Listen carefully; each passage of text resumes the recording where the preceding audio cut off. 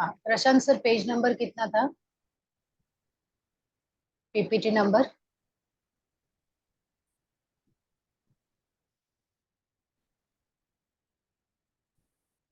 हाँ प्रशांत sir, PPT number याद है आपको? हाँ।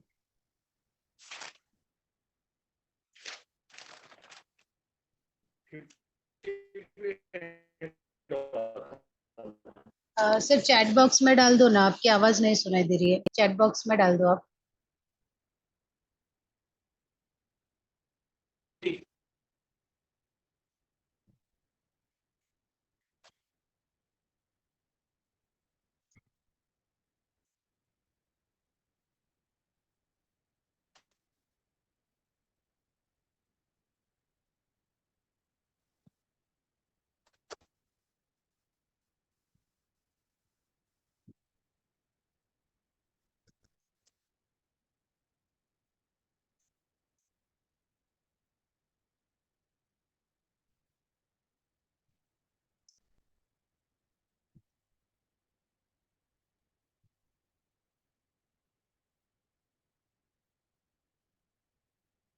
सुवर्णा जी, आपको याद है?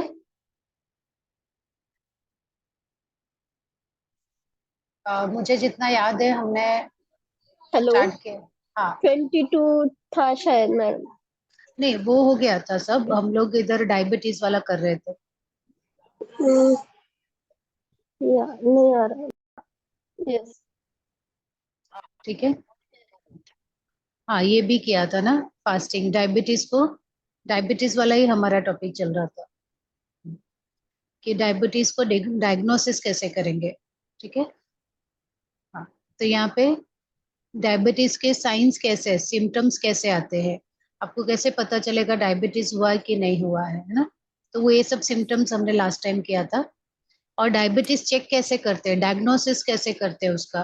तो डायबिटीज जब भी फास्टिंग ब्लड ग्लूकोज करते हैं, जब आप सुबह सुबह निकालते हो खाली पेट, तब उसमें कितना आना चाहिए? 100 ml तक आया तो नॉर्मल है, 100 से 125 तक आया तो प्री डायबिटिक, मतलब आपको चांस है होने के, और 125 के ऊपर आया तो डायबिटिक। और जब हम लोग खाना खाने के बाद का, खाना खाने के 2 घंटे के बाद जब डायबिटीज का चेकअप करते हैं, तो उसमें है ना 140 तक रहेगा तो नॉर्मल है, और 140 से 180 तक हुआ तो प्री डायबिटिक, मतलब डेंजरस पोजीशन है। और अगर 180 के ऊपर आया तो आपको डायबिटीज है। ठीक? और ग्लूकोज टॉलरेंस टेस्ट करके भी हम लोग डायबिटीज निकालते हैं कैसा होता है। और आपके हीमोग्लोबिन ब्लड टेस्ट को भी चेक करके हम लोग डायबिटीज निकालते हैं। और डायबिटीज अगर हो गया, मतलब होता क्यों है, डायबिटीज होने के बहुत सारे रीजन हो सकते हैं। 50 तक हुआ था ना? हाँ सर, बराबर 50 तक हुआ था। ओबिसिटी का, ओबिसिटी चल रहा था ना। ओबिसिटी जो है मोटापा, मोटापा से क्या क्या होता है। तो ओबेसिटी में हम लोग योगा थेरेपी क्या क्या कर सकते हैं? पहले तो डाइट, मिताहार ले सकते हैं। और मिताहार में क्या, बासी खाना नहीं खाना है, तामसिक फूड नहीं खाना है, सात्विक खाना खाना खाना है, राजसिक फूड अवॉइड करना है ना? और जो खाना बना हुआ है उसको फिर से पका के मत खाओ, पैकेट फूड मत खाओ। ठीक है। तो ये सब आपको मिताहार में फॉलो करना है। लाइफस्टाइल में क्या है, आपको प्रॉपर स्लीप लेनी है, रेस्ट लेनी है, और प्रॉपर फिजिकल एक्टिविटी रखनी है। नेचुरोपैथी में एनिमा ले सकते हो, स्टीम बाथ ले सकते हो, मड थेरेपी ले सकते हो आप। और कुंजल क्रिया, संग प्रक्षालन जो है वो आपकी ओबेसिटी को कम करता है। आसना में आपको ताड़ासन, कटी चक्रासन, halasana, sarvangasana,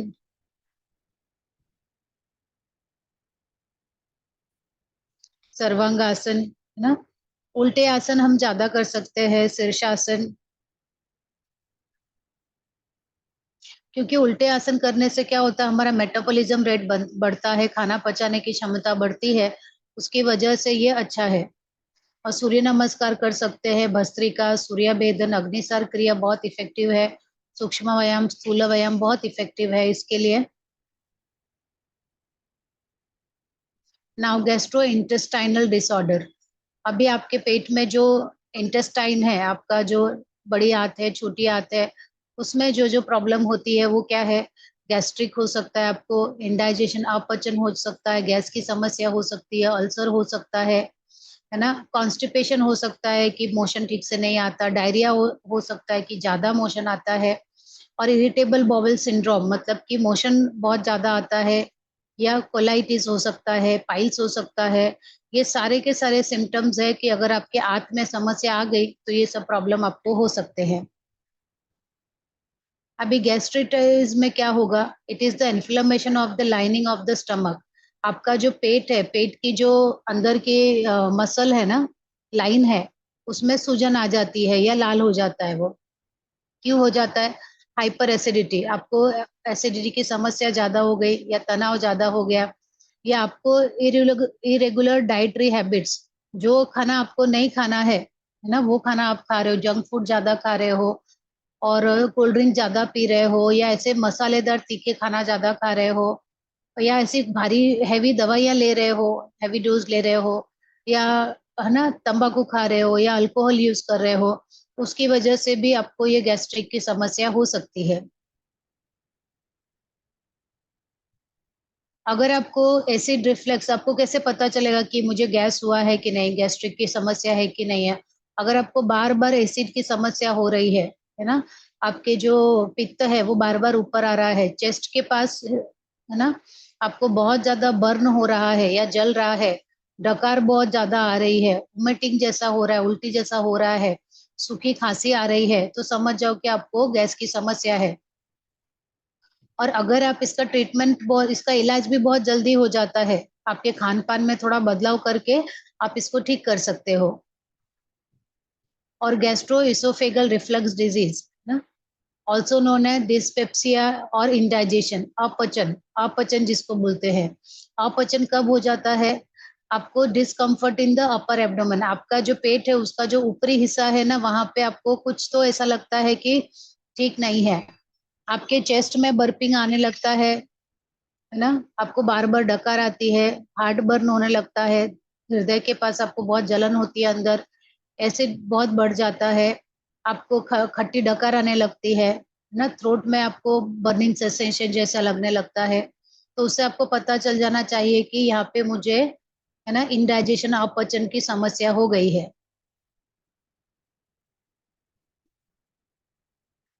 now peptic ulcer disease. अब पेप्टिक अल्सर क्या है, पेट में अल्सर होना क्या है?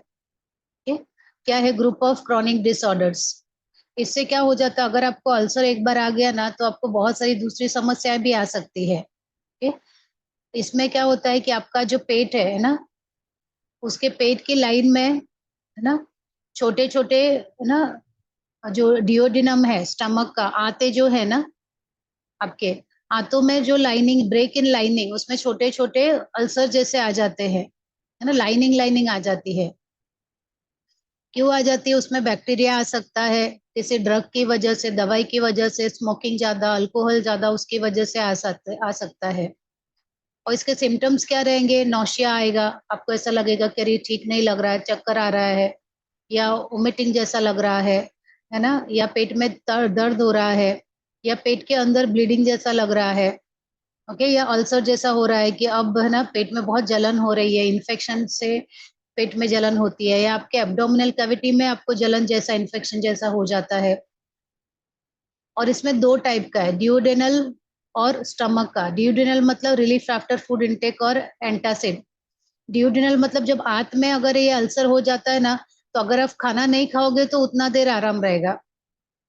स्टमक में होता है वर्सन बाय फूड, और जैसे ही खाना रिलीफ, सॉरी, जब डिओडेनम में होता है, आंत में होता है, जैसे ही आप खाना खाओगे आराम मिलेगा। स्टमक में होगा तो जैसे ही खाना खाओगे वो बढ़ जाएगा ना, ये दो फर्क है।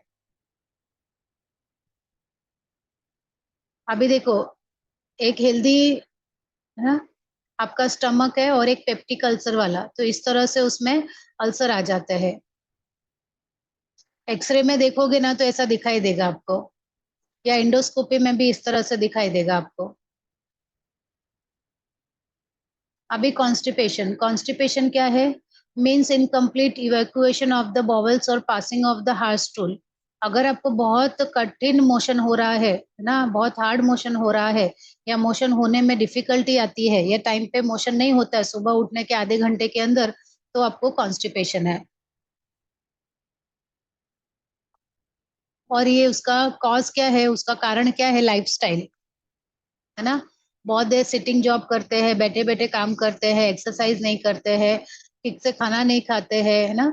आपके स्मूथ डाइट नहीं लेते, वाटर इंटेक कम होता है, पानी कम पीते हैं, तो कॉन्स्टिपेशन हो सकता है।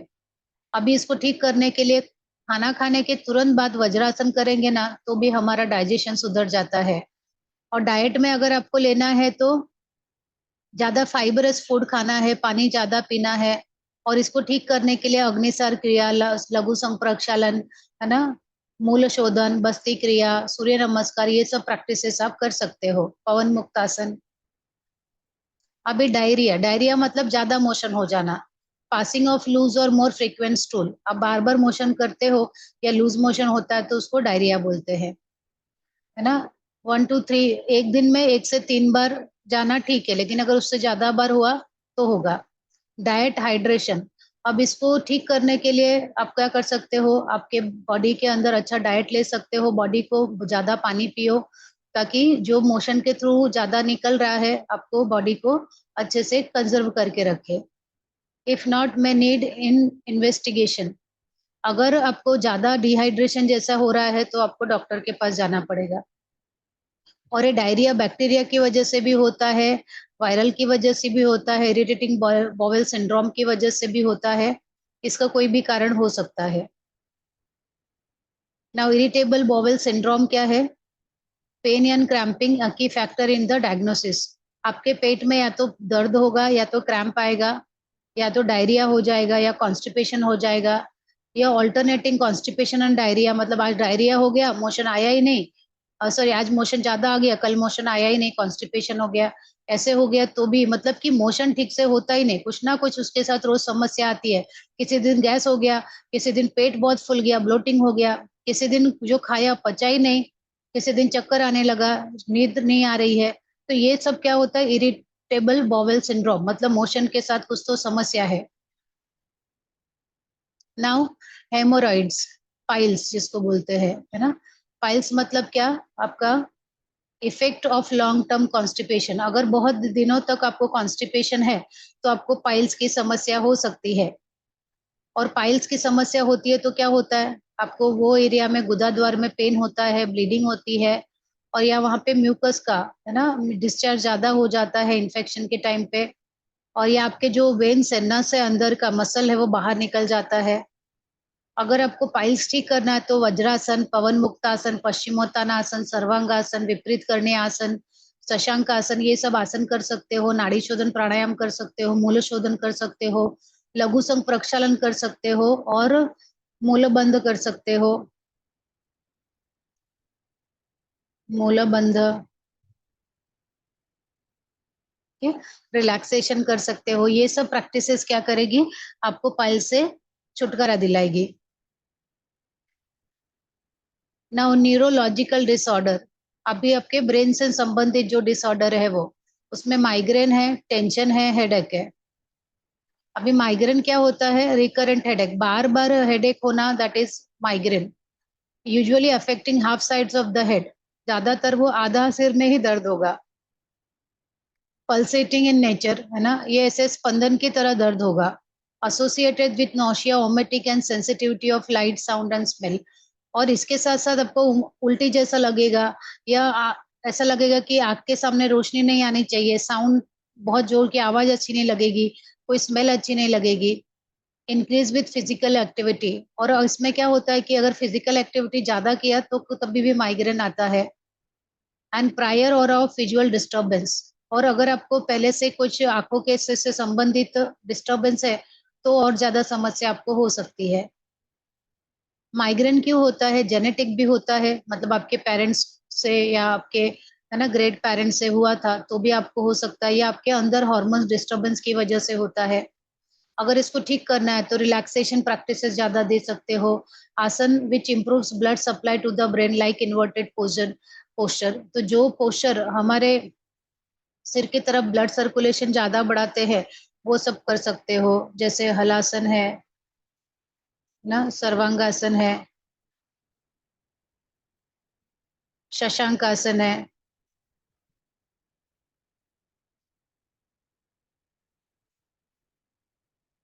ठीक है? और आपको वमंद होती है।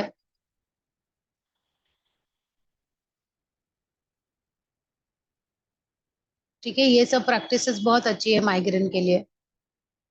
टेंशन हेडेक के लिए क्या है, कॉमन सिम टाइप ऑफ हेडेक, जैसे नॉर्मली हेडेक होता है वैसे ही pain radiate from lower back of the head, neck, eyes. जो आपका दर्द है हेड में है ना, वो पीछे आ सकता है, नेक में आ सकता है, आंखों तक आ सकता है, और या तो दोनों साइड के हेड में हो सकता है। और इसके लिए सारी रिलैक्सेशन टेक्निक है, वो बहुत यूजफुल है ना। हेडेक होगा तो आप आसनों में शशांक आसन कर सकते हो,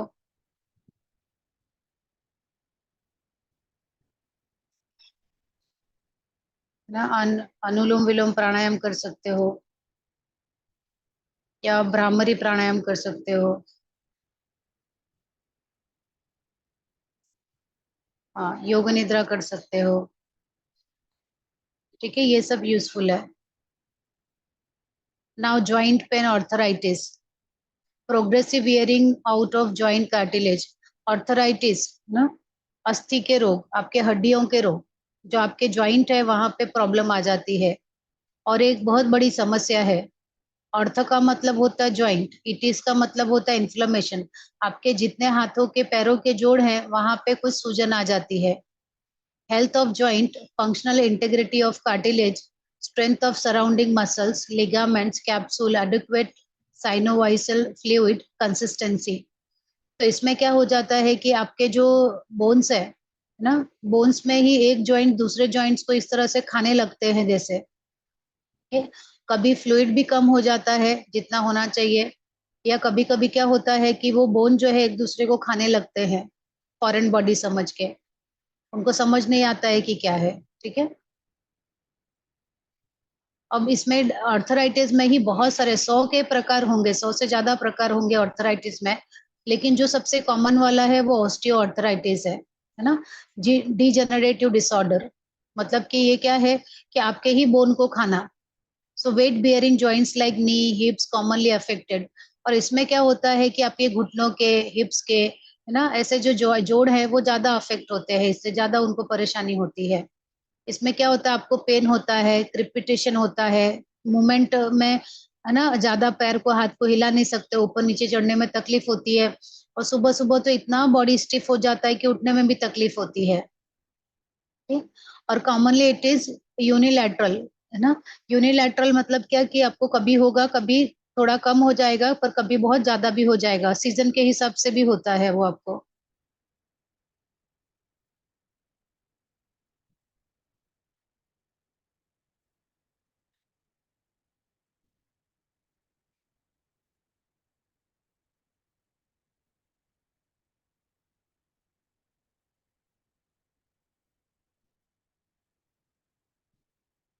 ठीक? अब इसमें क्या है, पहले आपको पेन आएगा, आपने काम बंद कर दिया, आपको मोटापा आ गया। फिर मोटापा आने से क्या हो गया, आपके जोड़ों में वजन ज्यादा आने लगा, उसका वजन ज्यादा आने लगा, फिर से आपके जोड़ों में सूजन आ गई, और फिर से दर्द आ गया। तो इस तरह से ये चलता रहता है। नाउ रिम्योटाइड ऑर्थराइटिस, ये ऑटोइम्यून डिसऑर्डर है, यूजुअली बाइलेटरल। ये ऑटोइम्यून डिसऑर्डर है। ऑटोइम्यून मतलब क्या, कि आपके ही वजह से वो आपको समस्या आई है। अभी बाइलेटरल मतलब कि इसमें आपको दो जन के की वजह से होता है, मतलब उसके दो पक्ष होते हैं, कि आपका जो इम्यूनिटी पावर है वो बहुत कम हो गया है, उसकी वजह से हो रहा है। और आपके जो मसल्स है उनकी वजह से भी आपको अफेक्ट हो रहा है। इसमें क्या होता है, पेन होता है, स्टिफनेस आएगा, डिफॉर्मिटीज आ जाएगी, आपको तकलीफ होगी, बॉडी बहुत कड़क हो जाएगा, स्टिफ हो जाएगा, और धीरे धीरे धीरे धीरे आपके जो नसें हैं ना वो कमजोर होते जाएंगे। आपके जितने जॉइंट्स है, जितने हड्डियां है ना, छोटे छोटे जॉइंट्स है, उसमें स्वेलिंग आ जाएगी, सूजन आ जाएगी, और धीरे धीरे वो और ज्यादा बढ़ते जाएगा। Increase in acidic nature of diet, इसलिए बोलते ना जिसको हड्डी का रोग रहेगा उसको बोलते खट्टा चीज मत खाओ। क्यों? क्योंकि वो अगर आप ज्यादा एसिड लोगे या है ना नींबू लोगे या खट्टी चीजें ज्यादा लोगे तो और बढ़ जाएगा आपका पेन। और इसका ट्रीटमेंट के लिए क्या है? Fermentation of the joint when acute. आपके सेकाई कर सकते हो, ठंडा या गर्म पैक रख सकते हो, स्टीम बाथ ले सकते हो ना, ऑरेंज लेमन पाइनएप्पल ले सकते हो, tea coffee bread nonveg avoid कर सकते हो, सूक्ष्म व्यायाम कर सकते हैं, सूर्य नमस्कार कर सकते हैं धीरे धीरे, आसना में सिद्धासन, गोमुखासन, ताड़ासन कर सकते हैं, सूर्य भेदन, भस्त्रिका, नाड़ी शोधन प्राणायाम कर सकते हैं। ये इस तरह से पिक्चर में दिखाया है।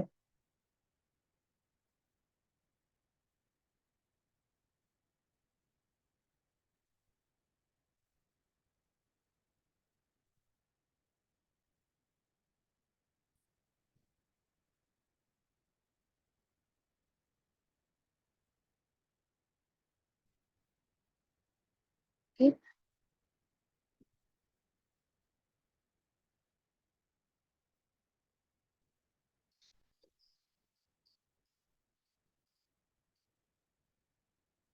हाँ ये सुवर्ण जी सुनाई दे रहा है ना? आपकी कुछ आवाज नहीं आ रही इसके लिए।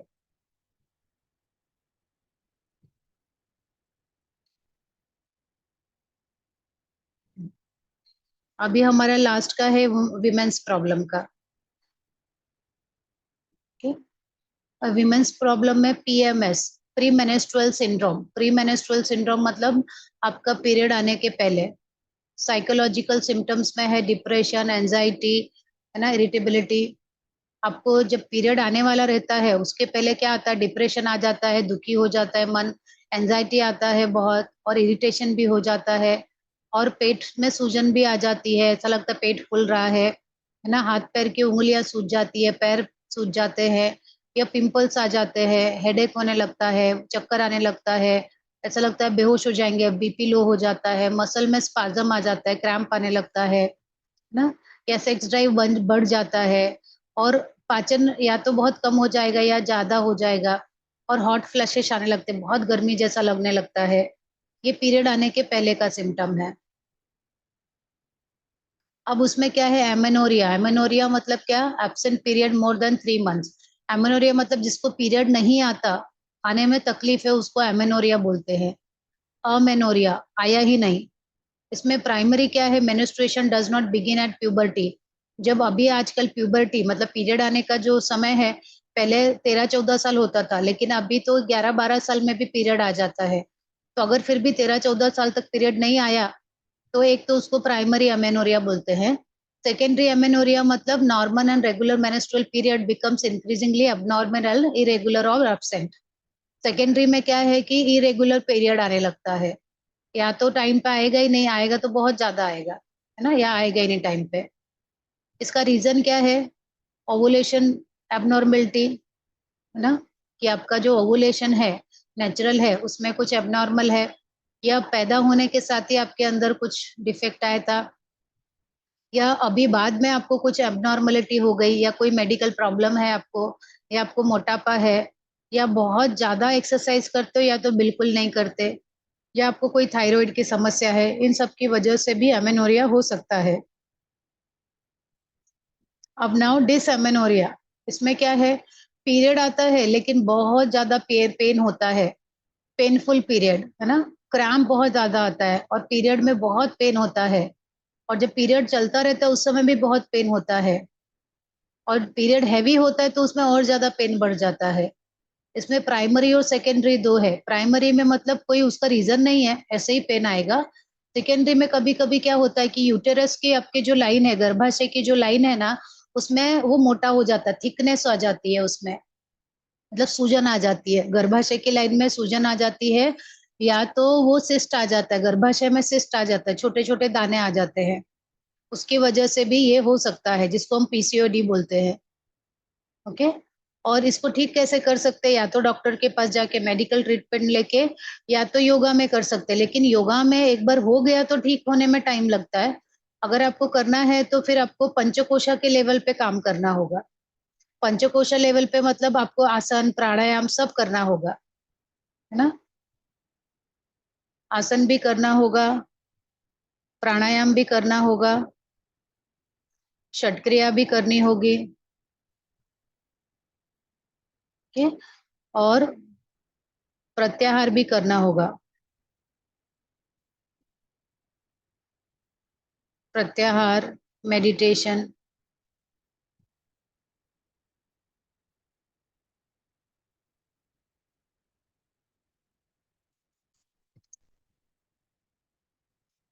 रिलैक्सेशन, ये सब आपको करना होगा इसके लिए। Now menorrhagia, heavy menstrual bleeding. Menorrhagia में क्या होता है कि जो ब्लीडिंग होती है वो बहुत ज्यादा होती है। और ये क्यों होती है? क्योंकि आपका हार्मोन्स या तो डिसबैलेंस हो गया है, या आपको पीसीओएस की समस्या हो गई है, या तो आपके यूटेरिन में फाइब्रॉइड हो गया है, आपके दाने हो गए हैं, या तो आपका जो ओवरी है वो ठीक से काम नहीं करना है ना। और या तो कोई मेडिसिन आपने ली है, या किसी की सर्जरी की वजह से आपको मेनोर्जिया हो सकता है। अभी योगा क्या है, ये ठीक तो नहीं कर सकता, लेकिन आपको कम कर सकता है, प्रिवेंटिव है ना। तो आपको क्या करना है, ड्यू केयर ड्यूरिंग पीरियड्स। आप पीरियड्स के टाइम पे थोड़ा, है ना, आप रिलैक्सेशन, आप प्राणायाम कर सकते हो। लेकिन उसके अलावा अगर आप बाकी सब योगा की प्रैक्टिसेस करेंगे तो आपको बहुत सारा इसमें फायदा हो सकता है।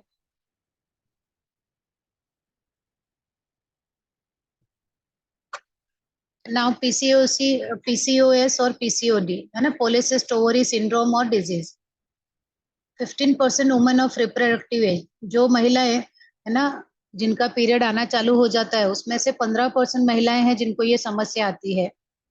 पॉलीसिस्ट ओवरीज मतलब उनके गर्भाशय में, ओवरी में, है ना, उनको सिस्ट हो जाते हैं, छोटे छोटे दाने हो जाते हैं, और उसकी वजह से उनका जो पीरियड है वो रेगुलर नहीं हो जाता है। उनको पिंपल्स आने लगते हैं, या मोटापा आ जाता है, या उनके मेल मेल हॉर्मोन्स बढ़ जाते हैं, उनका मेलाटोनिन बढ़ जाता है, और कंसीव करने में, प्रेग्नेंट होने में उनको तकलीफ होती है। और और ये सब तनाव की वजह से भी हो सकता है। मेनोपोज, मेनोपोज क्या है कि process lasting for 1 to 2 years। आपको मेनोपोज 1 से 2 साल तक अगर पीरियड नहीं आया तो उसको बोलेंगे कि मेनोपोज हो सकता है। आप ये हार्मोनल इम्बैलेंस की वजह से भी होता है, और आपका एस्ट्रोजन जो हार्मोन्स है वो कम हो जाता है, उसकी वजह से भी होता है। जो आपको बच्चा पैदा करने में हेल्प करता है वो हार्मोन्स कम हो जाता है, तो उसकी वजह से भी मेनोपॉज होता है। इसके सिम्टम्स क्या है कि आपको मेनोपॉज आने वाला है।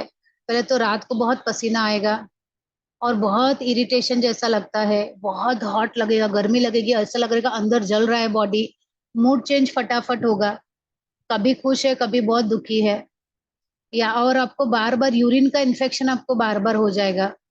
और इसमें योगा क्या है, योगा हेल्प करेगा आपको कि अपनी परिस्थिति से निपटने के लिए, आपका जो स्ट्रेस है वो कम करने के लिए, एज के अनुसार आपका जो तनाव बढ़ते जा रहा है ना, उसको कम करने के लिए। आपको ऐसा लगता है उस समय कि अरे मुझे तो कोई प्यार नहीं करता, सब बहुत स्वार्थी है, तो उससे समझने में आपको हेल्प मिलेगा। आपका जो एंजाइटी है, फियर है, डिप्रेशन है, उसको कम करने में योगा हेल्प करेगा। और इसमें सारे आसनास, प्राणायाम प्रैक्टिसेस जितना आप कर सकते हो वो सभी हेल्पफुल है। ऑल सुटेबल योगिक प्रैक्टिसेस, अश्विनी मुद्रा, मूल बंध, ये सभी अच्छे हैं मेनोपॉज के लिए। ना यूटेराइन प्रोलैप्स, अब इसमें क्या है कि आपका जो यूटेरस है वो नीचे, गर्भाशय नीचे आ जाता है। Downward displacement of uterus in vaginal canal, आपका जो गर्भाशय है ना वो नीचे गिरने लगता है। क्यों गिरने लगता है? इंक्रीज इंट्रा एब्डोमिनल प्रेशर, पेट के ऊपर बहुत ज्यादा दबाव आने की वजह से भी, या बहुत जोर जोर से खांसी आ रही है, या आपने कोई बहुत ज्यादा वजन उठा लिया, या डिलीवरी के टाइम पे बहुत ज्यादा पुश कर दिया, या बहुत मोटापा है, इन सब की वजह से भी आपका गर्भाशय नीचे आ सकता है। और मेनोपॉज के टाइम पे क्या है, oestrogen important for maintaining strength of pelvic floor. जो एस्ट्रोजन हार्मोन्स रहता है, जब तक वो रहता है तब तक तो आपका पेल्विक एरिया अच्छा रहता है। एस्ट्रोजन कम हो जाता है तो आपका जो पेल्विक एरिया है ना वो थोड़ा ढीला हो जाता है। उसकी वजह से आपको अच्छा एक्सरसाइज करते रहोगे तो आपका यूटेरस नीचे नहीं आएगा, मसल्स टाइट रहेंगे तो गर्भाशय को पकड़ के रखते हैं। सिम्टम्स क्या होता है? फीलिंग ऑफ हैवीनेस, आपको बहुत हैवी फील होगा, और frequency of urination, bar bar urine जाने का मन करेगा, या यूरिन से ब्लीडिंग भी आने लगती है। ट्रीटमेंट क्या कर सकते हैं? पेसरी सर्जरी भी कर सकते हैं इसको। योगा में कौन कौन से योगा पोजेस कर सकते हैं? विपरीत करने, जितने भी उल्टे आसन है, पैर ऊपर से नीचे वाले वो कर सकते हैं, लेग रेज वाले, एब्डोमेन पे प्रेशर नहीं आए वो कर सकते हैं, मूल बंद कर सकते हैं। इसमें मूल बंद बहुत काम करता है, मूल बंद, अश्वनी मुद्रा।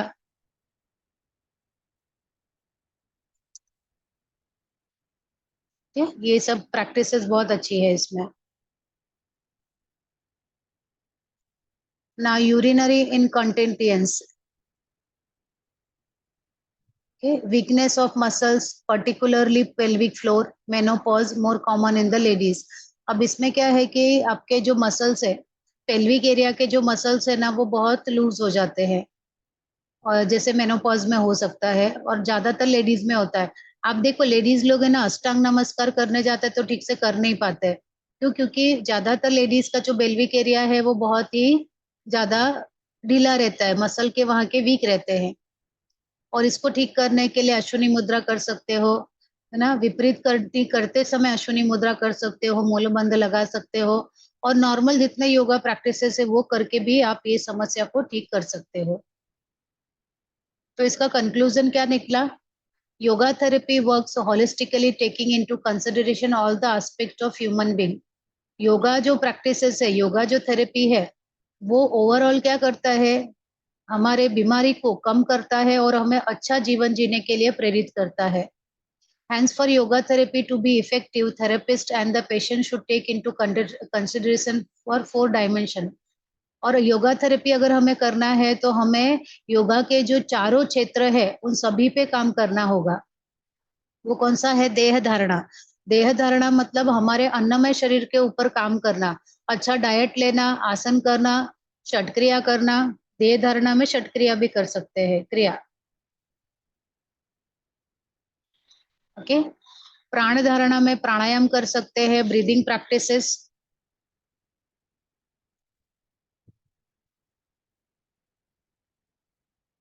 भाव साधना में मंत्र चैंटिंग कर सकते हैं, कर्मयोग कर सकते हैं, भक्ति योग कर सकते हैं। और दिव्य साधना में प्रत्याहार कर सकते हैं, धारणा कर सकते हैं, ध्यान कर सकते हैं, समाधि कर सकते हैं। ठीक है, तो इन चारों क्षेत्रों से, इन चारों डायमेंशन से हमें योगा करना चाहिए, तब हमारा सर्वांगीण विकास होगा और हमें बहुत अच्छा स्वास्थ्य मिलेगा। ठीक है, आपको कुछ पूछना है तो पूछिए। बालाजी सर, बीए का एग्जाम का कुछ है क्या? एमए का जैसे बताया सर ने कि 9 तारीख को खत्म होगा, 9 से पहले। अभी बीए का कुछ आया है क्या?